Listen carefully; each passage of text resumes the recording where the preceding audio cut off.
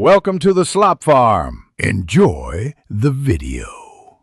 You'll begin by opening Google Forms and creating a new blank form. Enter a concise title and one-sentence description so respondents know the purpose. Next, make quick decisions. Toggle collect email addresses if you need contact info and limit to one response to prevent duplicates. Once done, pick a theme color and font to make questions readable. Make sure to save time by preparing a rough list of questions before you add them, which speeds the design step. Now you'll add and optimize each question. Choose multiple choice for single answers, checkboxes for multiple selections, and short answer for open input. Use the required switch for must-answer items and add concise help text to reduce confusion.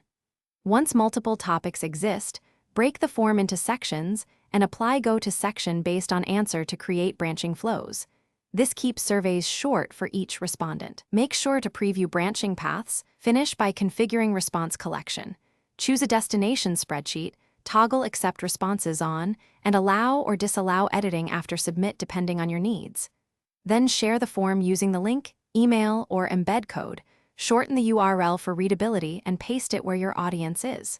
Once responses come in, open the linked sheet for deeper analysis and create charts. If something breaks, one key troubleshooting tip. Preview as a respondent and test each branch to spot logic or validation errors before wide release.